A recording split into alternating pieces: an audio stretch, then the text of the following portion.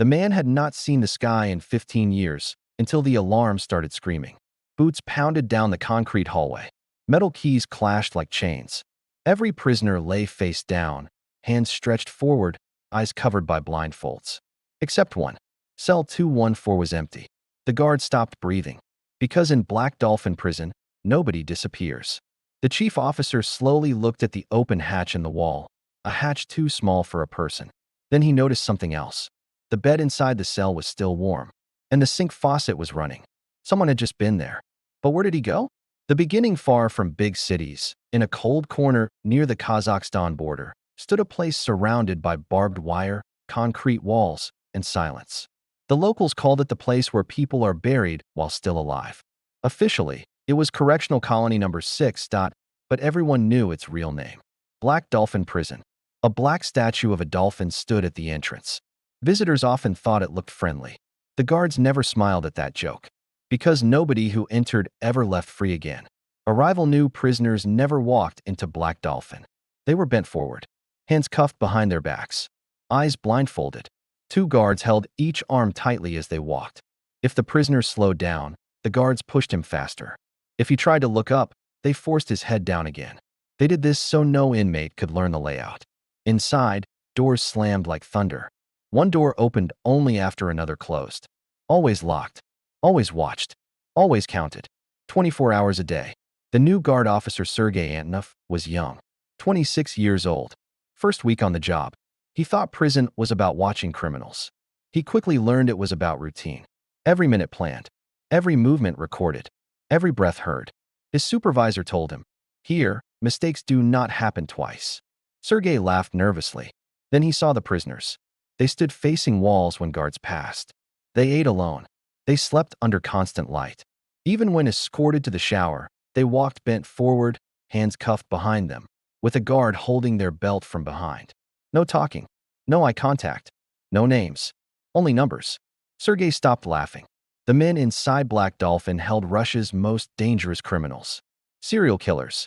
Terrorists. Mass murderers. Kidnappers. People courts said could never live in society again.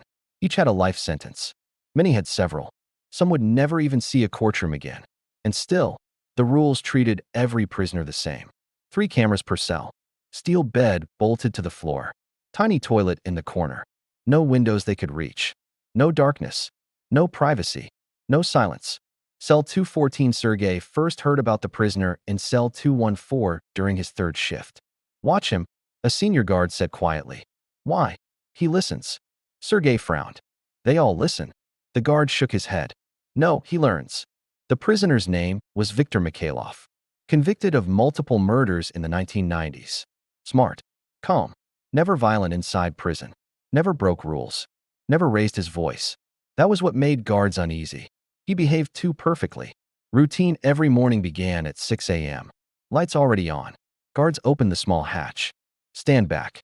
Food tray pushed in. Porridge. Bread. Tea. No forks. No knives. No objects that could break. Prisoners ate in silence. After meals, they stood facing the wall while guards inspected the cell. Mattress lifted. Floor tapped. Sink checked. Bars examined. Every screw counted. Every time.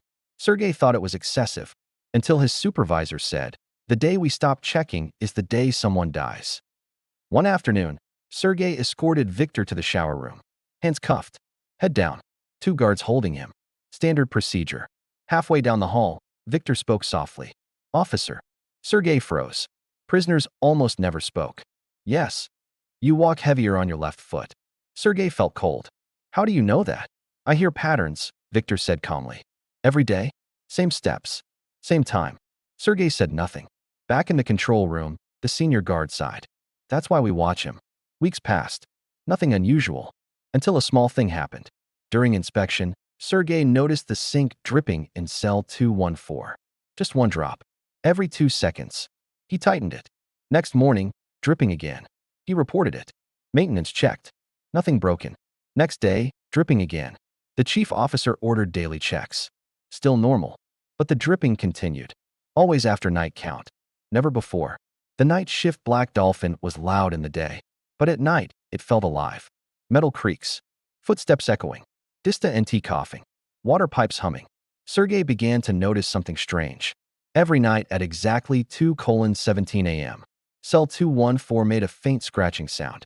Not loud, not constant, just short. Then silence. He listened several nights. Same time, same sound. He reported it. Inspection found nothing. Concrete walls solid. Bed fixed. No tools. Nothing missing. The chief officer warned him, do not imagine problems. Here imagination causes panic. Sergei nodded, but he stopped sleeping well. The count every hour. Guards checked every prisoner. They looked through the door slot. Prisoner must respond immediately. Always. One night, at 2 a.m., Sergei checked cell 214. Victor was asleep. At 3 a.m., he checked again. Victor stood facing the wall, as required. Normal. But something bothered him. The floor near the sink looked darker. Wet. Yet the sink was not dripping. The discovery morning inspection. The chief officer entered cell 214. Sergei stood beside him. They checked the mattress, the toilet, the walls. Then the chief tapped the floor. Once. Twice. On the third tap, the sound changed. Hollow. Both men froze. They moved the bed. Under it, concrete looked untouched. But near the sink, a square patch slightly different in color. Barely visible. Impossible to notice unless you knew. The chief officer's face turned pale. He whispered, bring tools. Guards gathered. They chipped carefully, slowly, piece by piece. Dust filled the air. 5 minutes. 10 minutes. Then, the concrete broke open. A dark hole stared back at them. Cold air rose from below. Deep. Too deep. No prisoner should ever reach beneath the floor. The chief officer leaned closer with a flashlight. His hand trembled. Because inside the tunnel were fresh hand marks in the dirt. And the tunnel did not lead out. It led deeper into the prison. Then they counted the prisoners again. Every cell answered. Except one. Cell 214.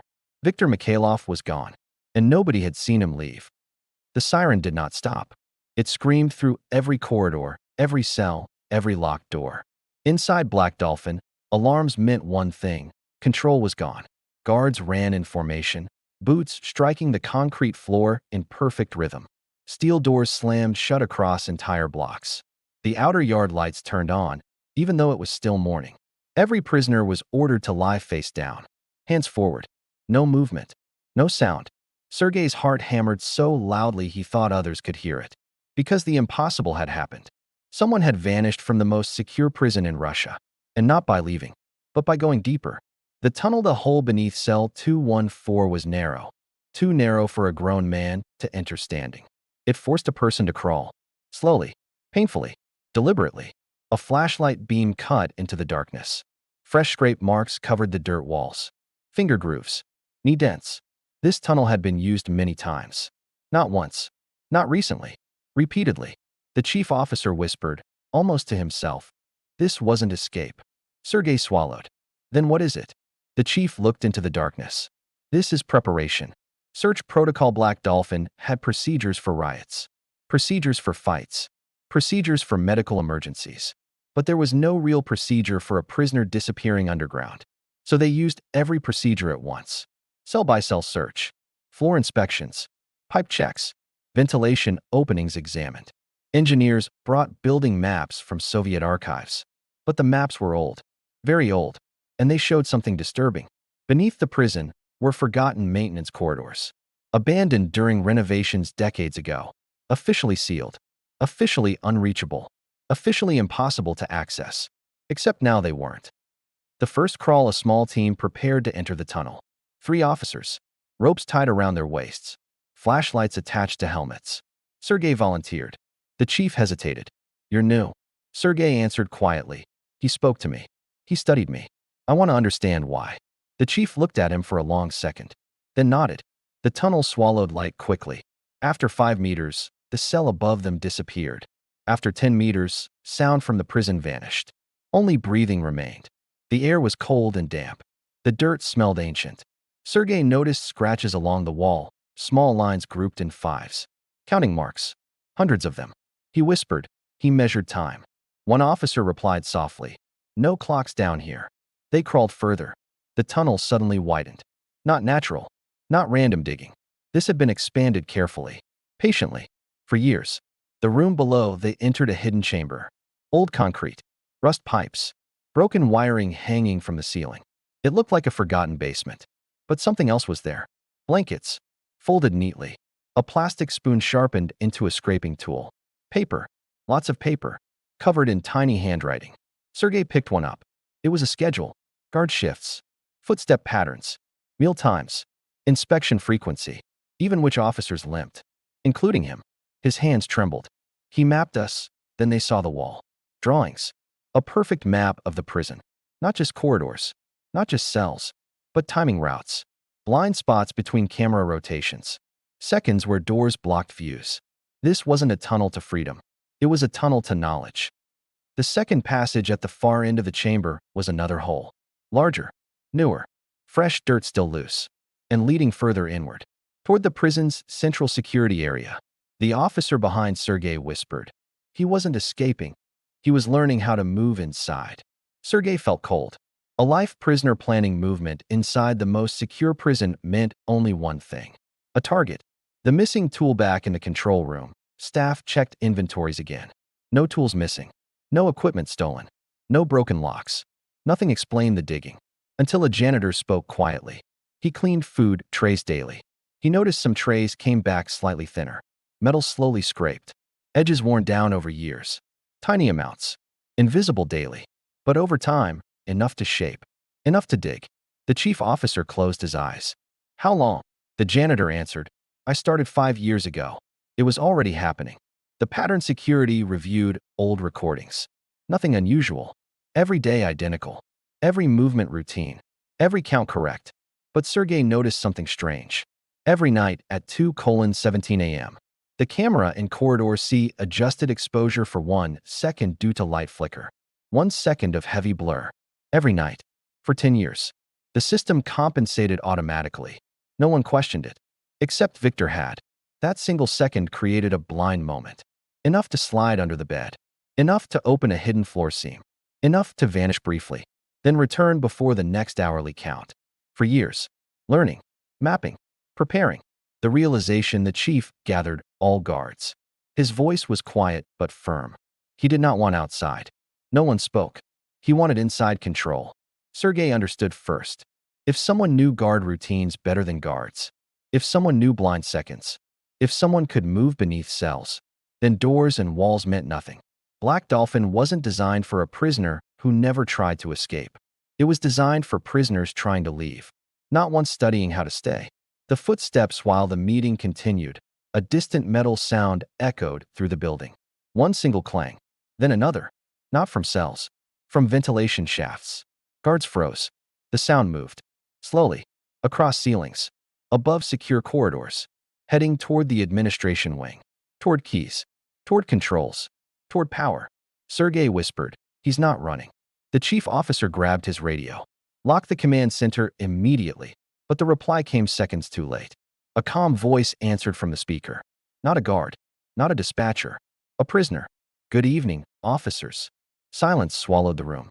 Sergei recognized the voice instantly. Viktor Mikhailov. "I needed you to find the tunnel," Viktor said softly. "Now you understand the prison." The chief shouted. "What do you want?" A pause. Then, "To show you something you never noticed." Lights flickered. Doors across one block unlocked at the same time. For the first time in its history, multiple Black Dolphin cells opened together. And footsteps began walking in the corridors. Not running. Walking. Calm. Ordered. Planned. Sergei stared at the monitors. Because the prisoners weren't attacking. They were following a path. A path only one man could have taught them. And every step led toward the armory door.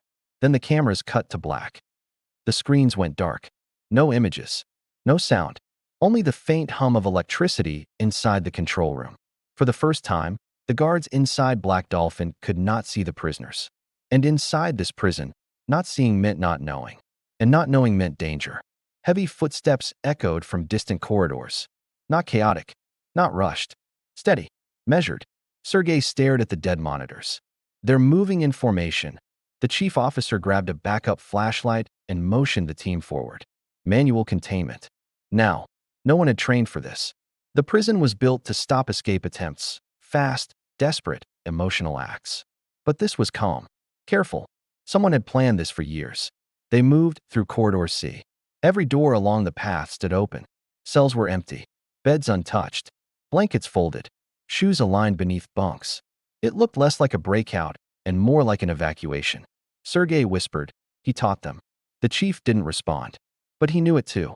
At the end of the hallway stood the thick steel armory entrance. Still closed, still locked, and in front of it, the prisoners stood in silence.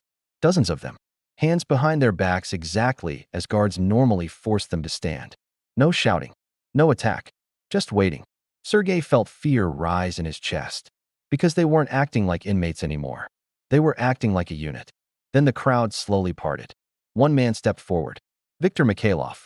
Calm, clean, almost formal. He looked directly at Sergei. You came. The chief officer raised his weapon but did not fire. Step away from the door. Viktor nodded slightly. I have no intention of opening it. That answer confused everyone. The chief frowned. Then why bring them here? Viktor looked at the prisoners beside him. Because this is the safest place in the building. The lights flickered again. From deeper inside the prison came a violent metallic crash. Not controlled. Not planned. Something else. A distant shout. Then another. Radio chatter burst to life. Block E breach. Internal fight. Multiple inmates. The signal cut. Sergei's eyes widened. This wasn't the prisoners. Viktor watched the officers carefully. No, he said quietly. This was inevitable. The forgotten block Black Dolphin held different categories of inmates. Most followed strict routines, but Block E contained the unstable. Prisoners too dangerous to move often. Separated, isolated, and ignored unless necessary. The chief realized it instantly. You predicted this. Viktor nodded once. They study each other. Guards focus on control, not behavior. But men confined forever, patterns grow. Another crash echoed through the halls. Screaming now. Real chaos. Not organized. Not planned. Sergei looked at Viktor. You opened the other cells to protect them? Yes. You caused a lockdown to stop something worse? Viktor's eyes met his. I caused you to look. Years of observation for 10 years Viktor had mapped more than walls. He mapped tension, conversations through pipes, changes in breathing at night, shifts in routine that meant anger was building. Block E had been changing for months. Guards rotated faster. Meals left untouched. Sleepless pacing.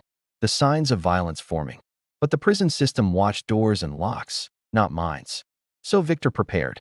He needed officers to discover the tunnels, to force a full search, to bring attention, to create a controlled movement before uncontrolled violence spread.